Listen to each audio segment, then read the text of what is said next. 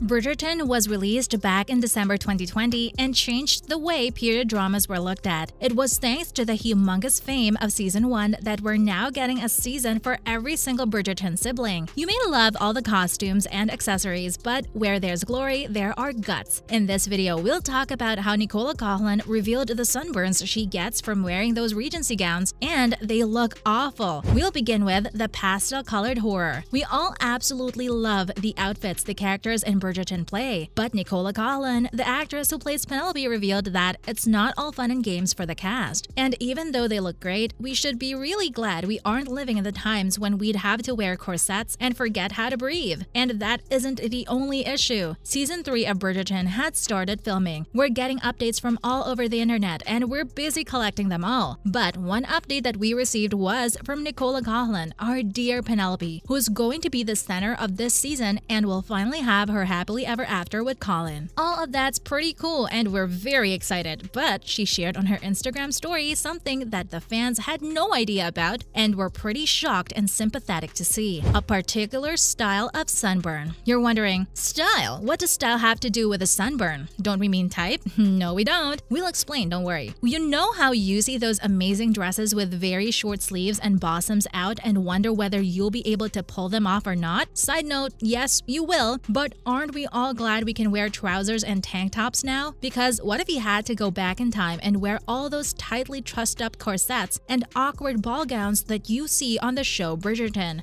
No, we don't think so. As much as we love how those outfits look, wearing them would be something else. Imagine women trying to breathe in those things. Nuh-uh, not for us. Next up, the not-so-glamorous dresses. Well, those dresses have their side effects, and that side effect was shared by Nicola on her July 29th Instagram story. And so, the Bridgerton returns. She teased her fans in the caption, "Sunburn you get while wearing a Regency dress." The story showed her chest area completely red, along with every other part of the body that's revealed in those dresses. Nicola concentrated on the chest area in her story, which looked particularly awful, and you already know that all of Penelope's dresses make her cleavage very prominent. Apart from her chest, her arms are also exposed, and we can't be certain they're not at risk. Imagine during the shooting we see another story with very red arms. We hope not. But that's the price the actress has to pay to look like a snack. Oh, and Nicola isn't the only one with her issues with the Regency dresses. Previously, actress Adjoa Ando, who plays the scary Lady Danbury, spoke about the challenges of wearing the Regency-era corsets. It definitely gives you a better sense of what it felt like to be a woman in the 19th century. No doubt the love stories seemed to be swoon-worthy back then. We all blame Jane Austen for that, but if time travel is invented and we're asked where we'd like to go, Regency England isn't what we'd be going for. Maybe for a little while just to snatch us the Duke or the Duchess of Hastings. And lastly, the makeover and the possible suntan. Sure, the outfits give a special kind of souvenir, but that doesn't mean Penelope won't look absolutely ravishing in Season 3. And she has to, because this time she's going to finally get the guy he's been crushing on since the show began 2 years ago. And we have a reason we're saying this. Because a few days ago, a teaser video announcing production on Season 3 gave fans a look at Penelope's striking glow-up. While Penelope has always been a beauty, the character has made some changes to her look from the previous 2 seasons, which include a new intricate updo and full glam makeup. We aren't sure if that'll be her permanent look throughout the 3rd season or if it's one of those fancy balls, but we gotta say, she looks lovely, and Colin will be a fool if he doesn't give in to his actual feelings. Those two are endgame, and we all know it, but Colin doesn't, so awful tan or not, Penelope's set to take his breath away. Oh, and we're hoping maybe the glow-up will involve better dresses that won't expose her body so much to the sun, or maybe, just maybe, Nicola could use sunscreen? Or will that be too non-Regency and we have another method actor among us? If that's the case, Nicola Coughlan is nailing it.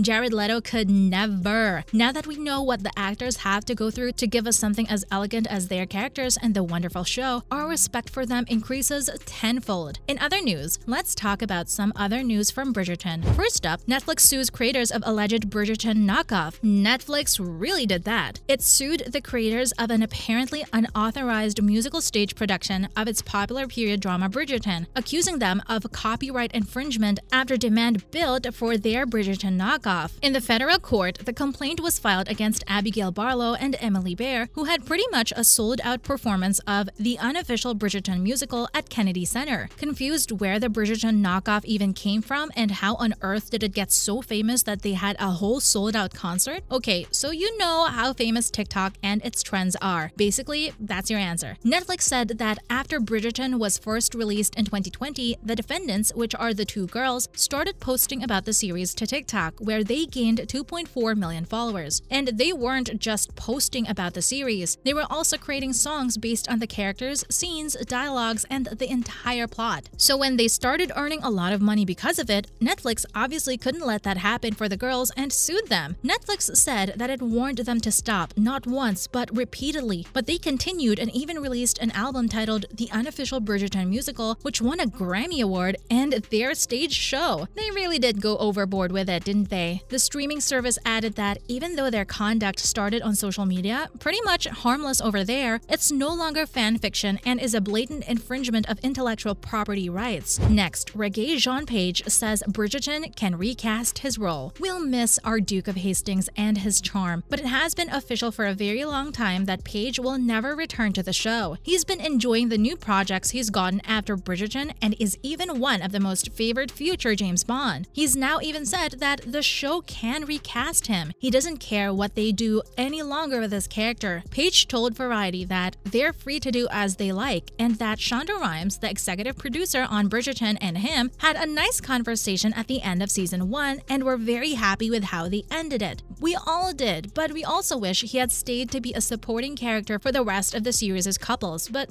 oh well. Page also continued to say that he's very grateful for all the goodwill he's received for playing Simon Bassett. We can't say we didn't love the redemptive arc that Simon went on. From a rake to a loving family man, we're pretty glad about how things turned out, and we have nothing but good luck for Page's next projects. We're sure he's gonna nail them all. And lastly, Hannah Dodd is replacing Ruby Stokes as Francesca. A sibling's been replaced. It's not exactly a new thing that an actor is replaced by someone else for the show, but it's still a surprise that the actor who played Francesca in the previous season of Bridgerton has been replaced. Hannah Dodd, who you might know from Eternals and Find Me in Paris, is gonna be the new Francesca Bridgerton, and she's immensely excited about her new role. She said that everyone on set has been very lovely, and she wants to do a good job on the show. Best of all, Dodd is already a fan of the series, not just the Netflix adaptation, but the books. She said that she loved the Colin and Penelope's story and can't wait to see how it all turns out in their version. So you know that she's done her homework and is gonna show her amazing acting chops now that she's been given a chance on something as huge as Bridgerton. Even though Dodd's character isn't highlighted until the 6th book, Dodd wanted to prepare herself for the role and see what she was getting herself into. Now that's dedication. That's it from our side of the story. If you enjoyed the video, please give it a thumbs up. And if you have any questions or thoughts about Nicola Coughlan and the awful sunburn she got from the Regency dresses, comment below. Goodbye for now, and see you in the next one.